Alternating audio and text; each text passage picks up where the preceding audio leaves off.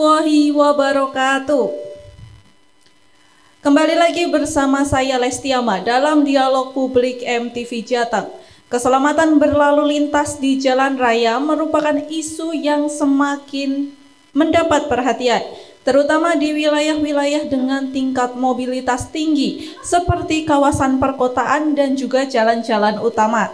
Tidak terkecuali di wilayah Pantura, termasuk Kabupaten Pekalongan, yang menjadi area rawan kecelakaan lalu lintas akibat kurangnya kesadaran dalam memenuhi aturan berlalu lintas. Kondisi ini memerlukan upaya pencegahan dan kesadaran bersama dari semua pihak, tidak hanya kepolisian dan pemerintah, tetapi juga dukungan dari masyarakat, media, dan sekolah-sekolah sebagai bagian penting dalam edukasi keselamatan. Kali ini MTV Jateng menggandeng Dinkominfo Kabupaten Pekalongan dalam dialog publik yang bertema berlalu lintas di jalan raya dengan aman dan nyaman. Untuk itu sudah ada bersama kami Bapak Purwanto selaku Teknik Sarana Angkutan dan Perparkiran Dishub Kabupaten Pekalongan, Bapak Susilo selaku Kabid Lalu Lintas Jalan Dishub Kabupaten Pekalongan, dan Bapak Suhirdi selaku Kabid Keselamatan Dishub Pekalongan, serta Ibda Bagus Prakoso sebagai Kaur Mintu Satlantas Polres Pekalongan. Nah, tapi sebelum kita mulai dialog publik hari ini, kita simak dulu video berikut ini. Pemirsa, Satuan Lalu Lintas Polrestabes Semarang menyelidiki kecelakaan maut yang melibatkan 2 sepeda motor di Jalan Kampung Kali Semarang yang mengakibatkan seorang pengendara meninggal dunia. Pengendara motor sport yang merupakan anak di bawah umur kini telah dinaikkan statusnya menjadi anak berkonflik dengan hukum.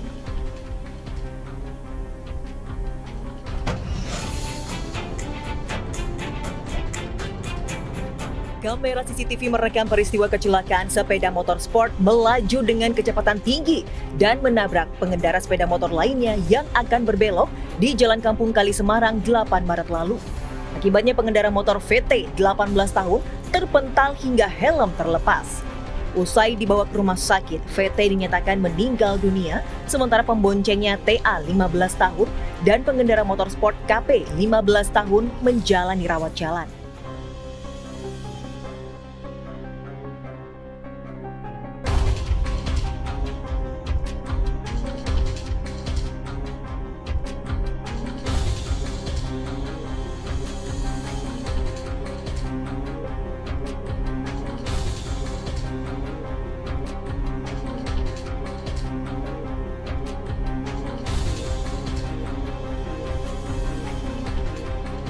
Kledung atau Cat Gawem pada hari Jumat 26 Juli 2024 sekitar pukul 11.30 waktu Indonesia Barat, sepeda motor Satria Fu menabrak mobil box Mitsubishi L300 yang melaju dari arah berlawanan. Akibat kejadian ini, pemotor dan pembonceng sepeda motor mengalami luka-luka serius dan dilarikan ke RSK Parakan. Diketahui kedua pengendara motor Satria Fu merupakan pelajar SMK swasta di Parakan.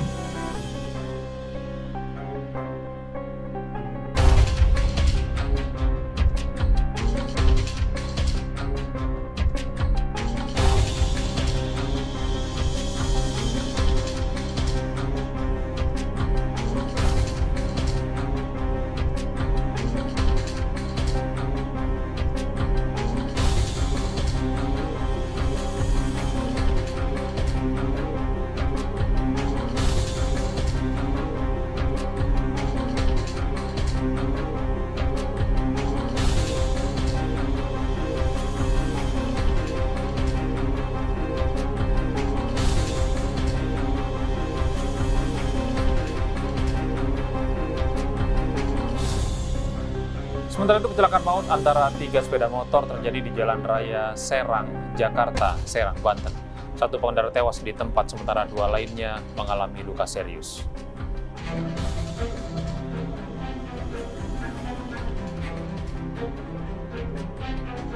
Kamera pengawas merekam momen kecelakaan maut yang melibatkan 3 sepeda motor di Jalan Raya Serang, Jakarta, Serang, Banten, Rabu pagi. 1 orang pemotor tewas di tempat, sementara 3 lainnya luka serius.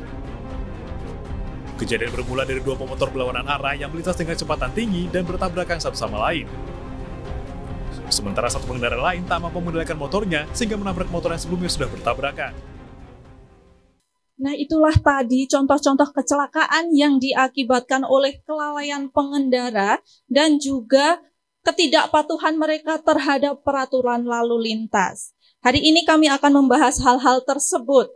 Namun sebelumnya untuk adik-adik kita nih, nanti kalian siapkan pertanyaan ya untuk bapak-bapak narasumber kita. Tenang aja, nanti yang berani nanya kita kasih sesuatu. Nah, untuk yang pertama ya Bapak, kepada Bapak Satlantas Polres Pekalongan dulu yang secara langsung berhadapan dengan peraturan-peraturan lalu lintas itu Bapak. Bapak, seberapa banyak Pak tingkat pelanggaran lalu lintas khususnya di Kabupaten Pekalongan ini? Termasuk dalam kategori sedang, tinggi, atau rendah, juga kalangan siapa saja Pak yang paling banyak melakukan pelanggaran peraturan lalu lintas itu? Assalamualaikum warahmatullahi wabarakatuh. Salam sejahtera untuk kita semua. Sebelumnya mohon izin kami memperkenalkan diri. Ida Bagus Prakoso, mewakili Bapak Kasatlantas yang kami hormati Pak Purwanto, Pak Swidi, Pak Yogi, untuk langsung menjawab yang tadi Mbak ya. Jadi untuk tadi pertanyaannya kecenderungan seberapa banyak tingkat pelanggaran, lalu pelanggaran apa saja, serta siapa saja yang lebih banyak melakukan pelanggaran di jalan raya. Jadi kalau kita lihat pelanggaran lalu lintas di Kabupaten Pekalongan ini bisa terbagi dalam beberapa area. Kalau kita lihat di wilayah seputaran Kajen itu tampaknya pelanggaran itu sedang. Namun kalau kita lihat lebih ke arah utara, ya seperti di daerah Kedungmuni menuju Pekajangan ke sana itu pelanggaran lebih tinggi. Karena lebih banyak penggunanya. Ya mungkin kalau kita perjalanan ke Pekalongan Kota kita dapat melihat sendiri itu yang kasat mata pelanggaran juga banyak sekali. Dan kalau dari jenis pelanggaran di Kabupaten Pekalongan yang paling banyak, yang pertama adalah pelanggaran tidak memakai helm. Yang kedua pelanggaran melawan arus lalu lintas. Dan yang ketiga pelanggaran knalpot yang tidak sesuai dengan standar. Jadi kita biar nggak keliru kami sampaikan datanya ya Mbak ya. Baik Pak. Untuk di bulan Oktober 2024 kami sudah merekap data pelanggaran lalu lintas karena ini bulan November masih awal, jadi kami berikan sampel untuk data di bulan Oktober. Pelanggaran yang sering terjadi itu tidak menggunakan helm, itu sebanyak 132 perkara. Jadi untuk menggunakan knalpot brong 14 perkara. Dan juga ini termasuk tinggi juga TNKB yang tidak terpasang. Jadi plat nomornya itu kosong alias tidak dipasang plat nomor untuk sepeda motornya. Ya, biasanya kalangan siapa sih Pak yang lebih sering melanggar peraturan? Kalau itu pas banget kalau yang dipanggil sebagai audiens adik-adik pelajar. Ya karena ya, pelanggar terbanyak ya dari kalangan remaja untuk siswa-siswi sekolah, karena di Kabupaten Pekalongan dapat kita lihat juga mulai dari siswa-siswi SMP sudah banyak yang menggunakan sepeda motor untuk menuju sekolah, padahal harusnya itu belum diperbolehkan. Lalu Bapak, itu biasanya yang lebih banyak itu anak SMP ya? Kalau anak SMA jarang? Kalau anak SMA, kalau kita kasat mata juga tidak bisa mengatakan banyak, karena SMA kita lihat kelas berapa dulu, sebagian udah boleh memiliki SIM yang untuk 17 tahun.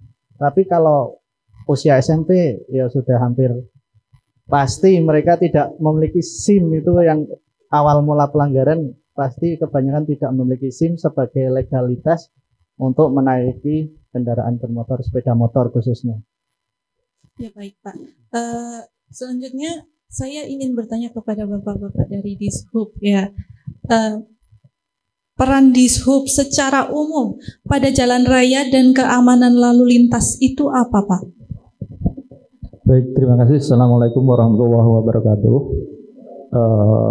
Pak Ida Bagus yang saya hormati, Pak Ida Teguh yang saya hormati, para narasumber, Pak Kabid Keselamatan, Pak Kabid Lalu Lintas Jalan, serta adik-adik sekalian dari SMA SMK yang hadir di kesempatan ini. Yang pertama, kami sampaikan permohonan maaf karena kebetulan Pak Kepala Dinas ini sedang ada kegiatan di luar kota, jadi menugaskan kepada kami bertiga untuk mengikuti acara ini. Terkait dengan apa tadi kegiatan Peran Dishub nggih. Peran Dishub secara aktif dalam meningkatkan keselamatan lalu lintas ada beberapa hal, Mbak. Yang pertama, Dishub merupakan salah satu dinas institusi yang menyelenggarakan fasilitas perlengkapan jalan. Ada pengadaan rambu-rambu lalu lintas, ada pengadaan marka jalan, kemudian lampu penerangan jalan umum, juga perlengkapan jalan yang lain. Dan di sisi lain, Dishub juga memiliki kewenangan untuk pemastian kelaikan kendaraan. Artinya setiap kendaraan bermotor yang wajib uji, ini ketika mereka mau beroperasi di jalan, mau jalan di jalan raya, itu wajib dilakukan pengujian kendaraan bermotor. Nah, itu kira-kira, Mbak. Kalau dari Dishub sendiri, Pak, apa saja program atau inisiatif dari Dishub untuk meningkatkan keamanan lalu lintas, khususnya di Kabupaten Pekalongan ini? Bisa Pak Suhirdi mungkin? Bismillahirrahmanirrahim. Assalamualaikum warahmatullahi wabarakatuh. Yang terhormat Pak Ida Bagus, Pak Ida Teguh, serta teman-teman dari Dinas Perhubungan yang kami hormati, serta adik-adik dari pelajar yang kami hormati pula. Terima kasih atas waktu yang diberikan kepada saya terkait tadi apa yang dikatakan ataupun yang ditanyakan program inisiatif dari Dinas Perhubungan. Program inisiatif dari Dinas Perhubungan untuk menangani keselamatan, yang pertama adalah kita mengadakan sosialisasi dini berlalu lintas dan mengajarkan tentang tata cara dan berperilaku berkeselamatan, terutama untuk adik-adik pelajar. Yang selanjutnya kita juga mengadakan kampanye, baik melalui spanduk-spanduk yang di situ menerangkan ataupun mencantumkan budaya berkeselamatan berlalu lintas. Selanjutnya kita juga memasang rambu-rambu lalu lintas, di mana rambu-rambu lalu lintas itu juga bisa mengarahkan ataupun yang bisa mudah dipahami, baik untuk pengguna jalan ataupun masyarakat pada umumnya.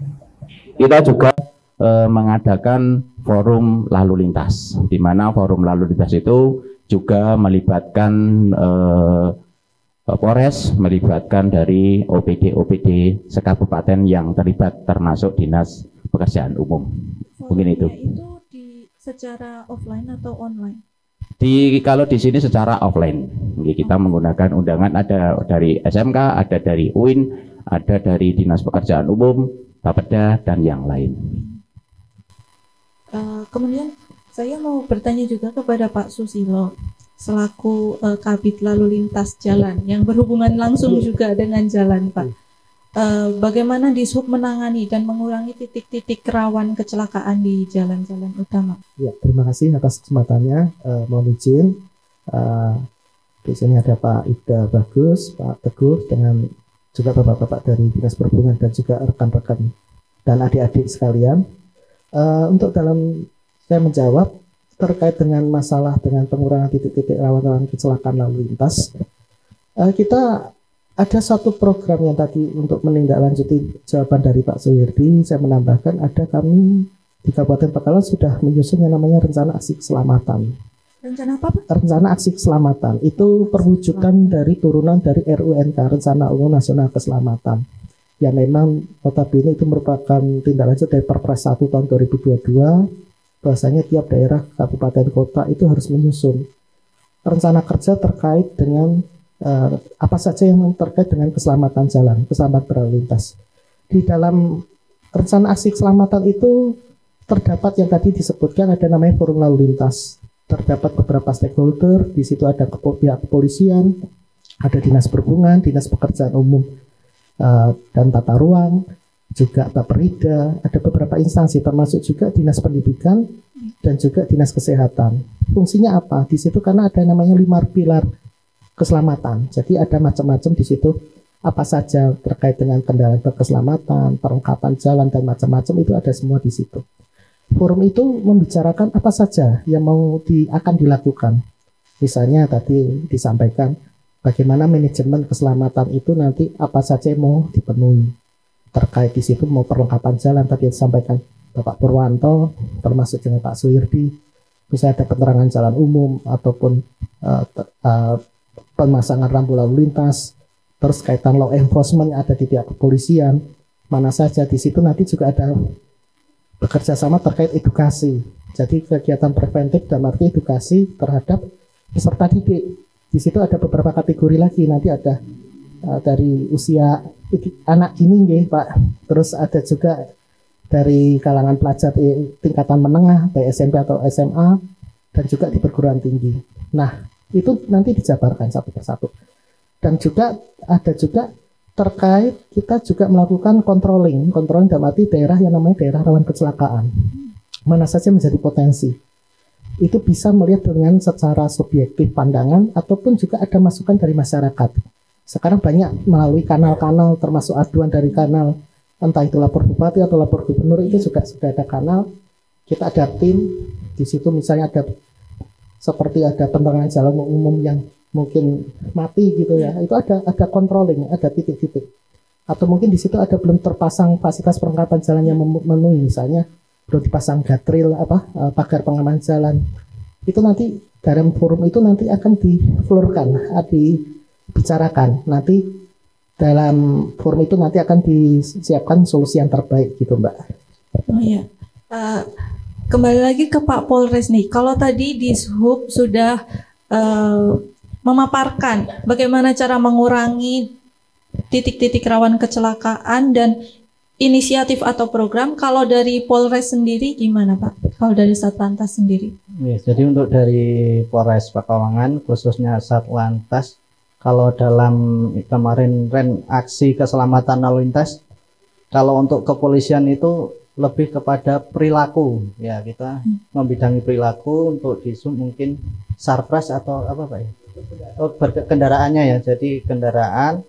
Kalau untuk dari Polres itu perilaku. Jadi untuk hal itu dari Polres Pekalongan melakukan beberapa langkah dari mulai preemptif, mulai preventif, dan terakhir itu baru gakum, penegakan hukum.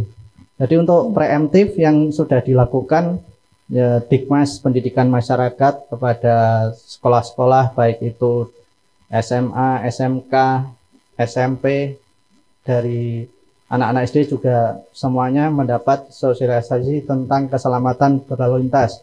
Tidak hanya yang di kota, tapi termasuk yang di Petung Kriono, Lebak Barang, semuanya sudah kami datangi. Ya termasuk mungkin adik-adik yang di sini ya, sudah ada yang pernah didatangi dari Satlantas. Itu baru yang preemptif. Kalau dari langkah preventif itu ada patroli dari petugas kepolisian yang sasarannya antara lain lokasi rawan macet, rawan pelanggaran, dan rawan laka lantas. Kalau tindakan hukum itu yang terakhir itu kalau sangat-sangat diperlukan untuk saat ini, karena dari Polres Pekalongan mengutamakan preemptif maupun preemptif, dan untuk penegakan hukum tidak harus selalu diselesaikan dengan cara hukum. Jadi itu kebijakan Bapak Kapolres, tindakan humanis itu sangat diutamakan. Teguran humanis, tindakan humanis. Tadi kan kalau di Dishub sudah menggunakan kanal-kanal yang termasuk teknologi ya Pak. Kalau dari Satlantas Polres ada tidak teknologi yang digunakan? Atau media sosial atau semacamnya gitu? Untuk aduan masyarakat? Iya. Ada juga. Untuk Polri itu malah terpusat ada. Dari Polri, Polda, sampai tingkat Polres semuanya ada aduan masyarakat. Bisa melalui aduan Yanmas, ya, Yanduan, Propam Polri itu juga termasuk kalau ada pun permasalahan atau mau ditanyakan bisa ke media sosial yang dikelola oleh Polres Pekalongan. Oh iya, ini kan pemaparannya udah cukup banyak ya. Dari adik-adik ada yang mau tanya nggak?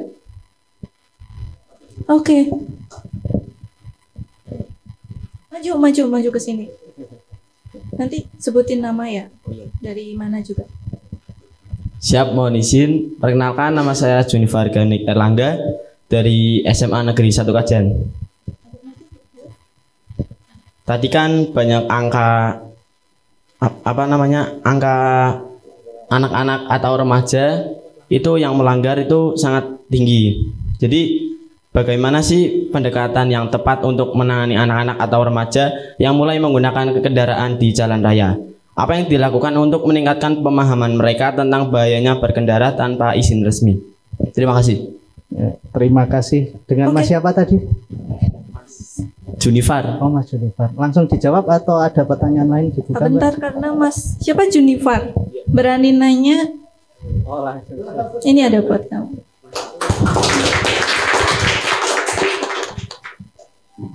Boleh Pak dijawab?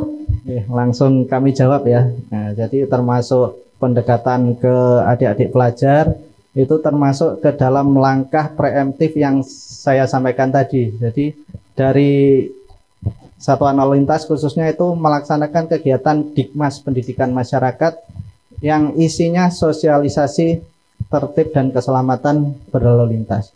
Jadi dari sekolah-sekolah ini kita sambangi semua, isinya sosialisasi tertib berlalu lintas. Itu yang preemptif pertama. Untuk kalau kita jumpai di jalan ya, ada ini adik-adik pelajar nggak pakai helm, bonceng 3 melawan arus. Nah, ini kita petugas itu sebenarnya dilema ya, apalagi jam sekolah. Duh, kalau dikasih tindakan nanti sekolahnya gimana, telat ya. Kadang petugas juga ada dilema di situ. Tapi untuk pembinaan juga kita kedepankan pembinaan, kita kasih teguran humanis ya. Kalau tapi gak PUM itu langkah-langkah terakhir yang memang fatalitas tinggi, itu baru kita kenakan penindakan hukum. Kalau pelajar-pelajar hampir tidak ada ya Pak yang terkena penegakan hukum gitu? Jarang, sangat jarang untuk saat-saat ini. Termasuk ada langkah ini juga, jadi kita panggil orang tuanya, iya, karena kita butuh partisipasi dari orang tua, ada juga dari sekolah yang kita panggil gurunya untuk pembinaan kepada anak yang melanggar itu. Sudah terjawab? Sudah ya? Iya, terima kasih. Oke, kalau tadi kan masyarakatnya siapa saja yang menegak hukum. Kalau sekarang saya ingin tahu dari Dishub selaku yang secara langsung menangani rambu-rambu dan perlengkapan jalan raya. Upaya Dishub dalam mendukung keselamatan pengemudi itu bagaimana? Terima kasih. Terkait tadi yang ditanyakan terkait dengan perlengkapan jalan, dapat kami informasikan di wilayah Kabupaten Pekalongan itu terbagi menjadi 3 terkait dengan jalan ya. 3 daerah. Iya, 3 jalan ya. Pengertian Mas saya dalam melihat dari kewenangan jalan. Yang pertama jalan nasional, di situ panjang jalannya 9,4 km. Itu pembinaan dalam arti perlengkapan jalannya itu langsung di Kementerian Perhubungan, CEKI Direktorat Jenderal Perhubungan Darat melalui UPT-nya yaitu Balai Pengelolaan Transportasi Darat. Yang kedua jalan provinsi itu sepanjang 89 km terbentang dari Kesesi sampai dengan Krompeng di daerah Talun, dari Wiradesa sampai dengan Kaliboja, Tapal batas Kabupaten Banjarnegara. Itu kewenangannya untuk perlengkapan jalannya di Dinas Perhubungan Provinsi Jawa Tengah. Terus yang ketiga, jalan kabupaten. Jalan kabupaten itu kami ada 689 km sampai dengan data terakhir. Jadi perlengkapan jalan yang telah kita penuhi, di situ ada rambu lalu lintas. Kebutuhan memang kita masih banyak. Jadi ada yang terpasang itu baru sepertiganya dari kebutuhan sekitar 1.500 rambu. Dan juga upaya-upaya yang pernah kita lakukan di beberapa tahun terakhir, kita lebih fokus terhadap penurunan kecepatan speeding. Di situ ada dengan menggunakan pita penggaduh, kalau kita menggunakan rumble strip ya, di beberapa titik seperti di Seragi dan juga di depan kantor Dinas Perhubungan ini sendiri. Terus juga ada beberapa penyediaan terkait zebra cross, itu ada di beberapa titik, termasuk juga di wilayah Kajen juga ada, dan juga Karanganyar. Tapi yang di jalan kabupaten ya, karena kembali lagi kalau untuk masalah penyediaan infrastruktur itu kita tidak bisa melampaui kewenangan, Mbak. Jadi apa yang karena itu berdasar dengan APBD yang ada di kabupaten, ya kita hanya bisa menjalankan di jalan kabupaten. Sedangkan misalnya ada aduan atau ada suatu masukan input itu berada di jalan provinsi, ya kita berkoordinasi sinergi dengan Dinas Perhubungan Provinsi untuk mengadakan di situ perlengkapan jalannya.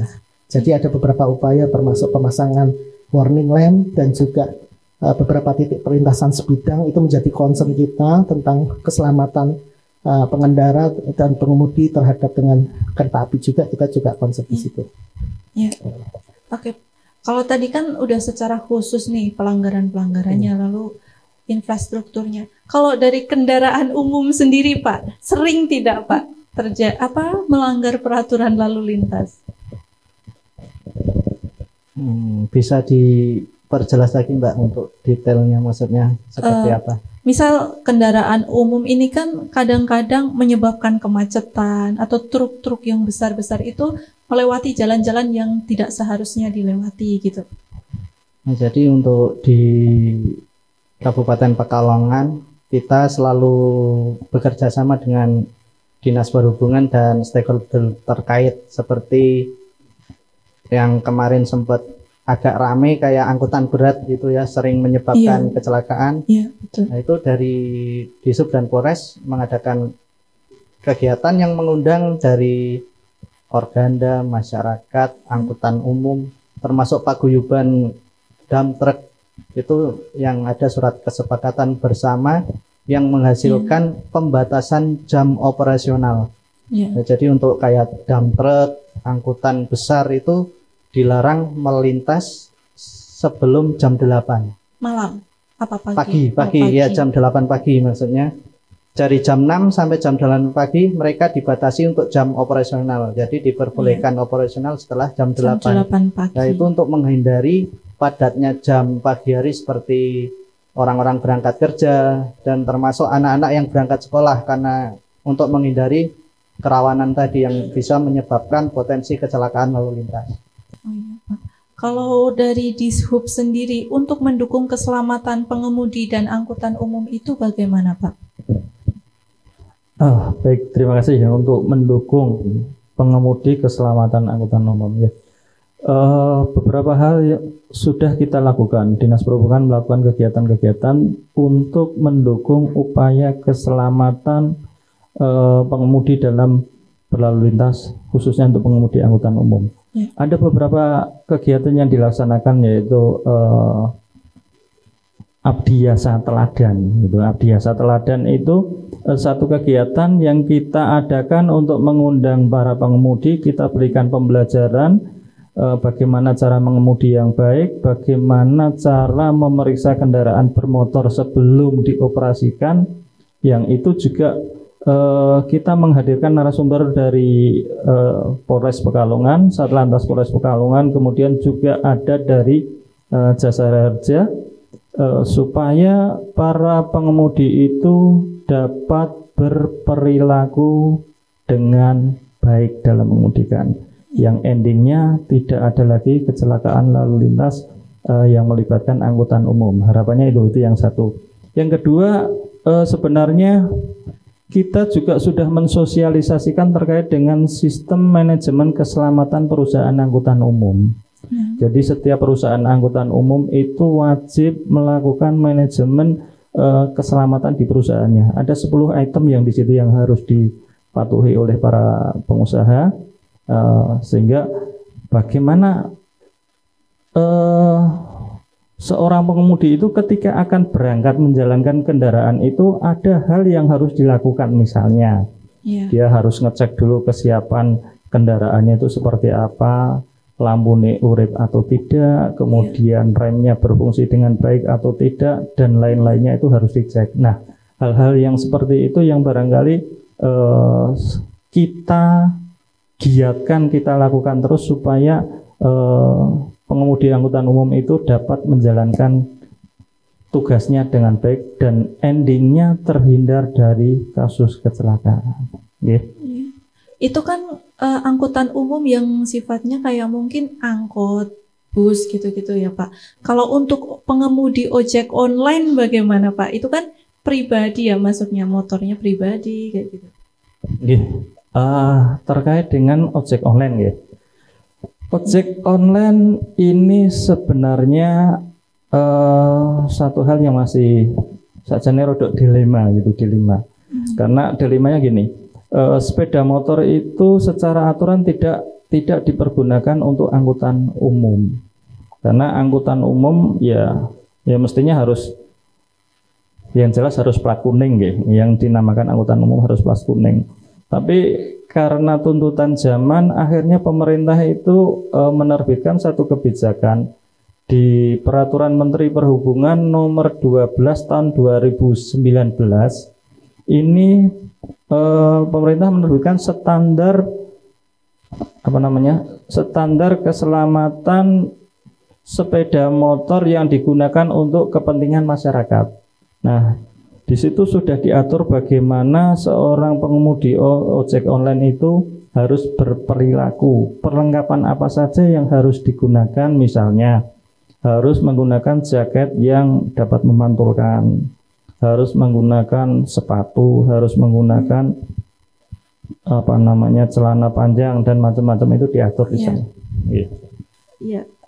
Kalau dari Dishub sendiri Pak, bagaimana cara itu untuk memastikan penerangan jalan yang memadai pada malam hari, terutama di jalan-jalan utama yang sering dilewati? Mungkin banyak pelanggaran juga di situ. Terima kasih. Mohon izin menambahkan terkait dengan lampu penerangan jalan. Di bidang kami ataupun di Dinas Perhubungan terkaitan dengan lampu penerangan jalan, tadi sudah disampaikan oleh beliau Pak Susilo bahwa panjang jalan Kabupaten Pekalongan itu 698.000 km.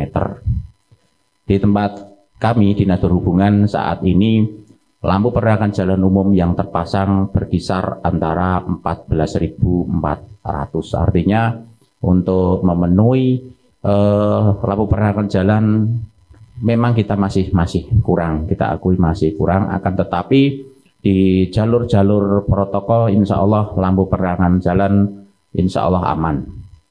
Di tempat kami juga untuk penerangan jalan itu ada 2 tim ataupun 2 mobilisasi setiap hari untuk perbaikan lampu penerangan jalan umum, baik jalan nasional, jalan provinsi, jalan kabupaten ataupun termasuk jalan desa. Itu semua kami penuhi. Di tempat kami juga terkait dengan lampu penerangan jalan umum, kami berkoordinasi ataupun berkolaborasi juga dengan para kepala desa ataupun kepala kelurahan, agar supaya apabila ada lampu penerangan jalan umum yang padam bisa segera melaporkan kepada kami. Ataupun untuk masyarakat bisa juga lewat call center dinas perhubungan. Insya Allah untuk tahun ini pun kami juga memasang lebih dari 1.000 titik. Jadi insya Allah untuk lampu penerangan jalan umum kami pastikan nyala. Di sisi lain juga mohon izin menambahkan, setiap malam hari kita ada tim ataupun yang monitor setiap kecamatan ada orangnya. Jadi setiap malam barangkali terjadi trouble, terjadi trip, insya Allah segera kami tangani gitu. Iya, oh, iya. Oke Pak, sebagai ini udah masuk ke closing statement Pak. Pesan dan harapan Kasat Lantas kepada seluruh pengguna jalan, terutama yang sering melanggar ini gimana Pak? Jadi pesan, tapi yang di sini nggak sering melanggar ya. Ya, jadi pesan dari Bapak Kasat Lantas, ya, tadi kami sampaikan dulu, sebagian besar kecelakaan 90% lebih itu dimulai dari adanya pelanggaran lalu lintas. Ya, kecelakaan diawali adanya suatu pelanggaran lalu lintas. Jadi mulai saat ini adik-adik jangan sampai menyepelekan pelanggaran lalu lintas. Nah, paling meh ning kono tok, Pak. Ya, jangan sampai berpikiran seperti itu. Paling deket cuma sini, melawan arus, paling situ tok, Pak. Itu yang sering kami hadapi seperti itu. Jadi biasakan tertib berlalu lintas. Yang pertama, jadikan keselamatan itu sebagai kebutuhan. Ya, ditanamkan, jadikan keselamatan sebagai kebutuhan. Karena kita percuma cepat tapi kalau tidak selamat. Mudah-mudahan ini dipahami.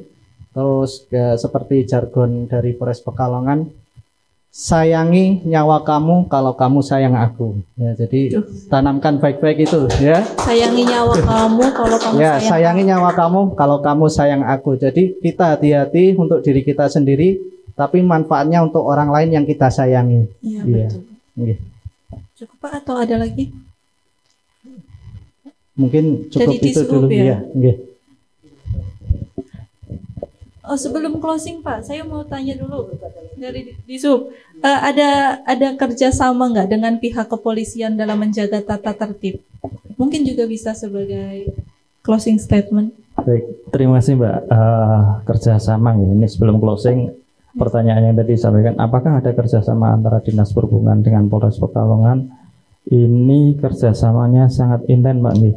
Kita selalu bersinergi antara Dinas Perhubungan dengan Satlantas Polres Pekalongan, baik terkait dengan manajemen dan rekayasa lalu lintas pada saat-saat tertentu, misalnya ada event-event malam tahun baru, ada event pertunjukan di alun-alun maupun yang lain juga. Di forum lalu lintas kita selalu bekerja sama dalam rangka bersama-sama bersinergi untuk menciptakan keamanan, ketertiban dan kelancaran lalu lintas yang ada di wilayah Kabupaten Pekalongan. Itu, ya. Nah, barangkali kalau terkait dengan closing statementnya, karena ini audiennya adik-adik pelajar, tolong patuhi rambu-rambu dan fasilitas perlengkapan jalan yang ada untuk keselamatan Anda. Sayangi diri Anda untuk keluarga kalian. Okay. Seperti yang tadi disampaikan Pak Bagus, kecelakaan pasti di awal pelanggaran.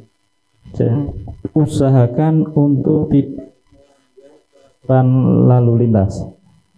Usahakan untuk selalu mentaati peraturan lalu lintas, dan ini hati-hati itu wajib. Kemudian doa sebelum naik kendaraan, lakukan itu untuk meningkatkan kewaspadaan dan juga untuk memohon perlindungan kepada Allah Subhanahu wa taala. Serta untuk pengguna jalan yang lain, kita sudah hati-hati, tapi kalau pemakai yang lain tidak hati-hati juga akan berbahaya. Misalnya nih satu contoh, ini sering terjadi Mbak, untuk sudah menjadi jurga yang agak umum ini, emak-emak khususnya. Yeah. Di jalan pengguna jalan itu kan banyak nggih. Emak-emak itu juga sering kali terjadi, dan kita jumpai bersama. Sen kanan belok kiri, sen kiri belok kanan. Atau dia sudah ngesen ke kanan, ora belok-belok tapi melakukan yang tengah terus. Ya. Nah, ini kita yang pengendara yang lain agar tetap waspada, agar selamat. Kira-kira gitu nggih. Ada yang perlu tambahkan? Cukup. Oh ya. Dan itulah dialog publik MTV hari ini. Buat adik-adik yang belum sempat bertanya, jangan kecewa ya. Mungkin di kesempatan lainnya bisa bertanya.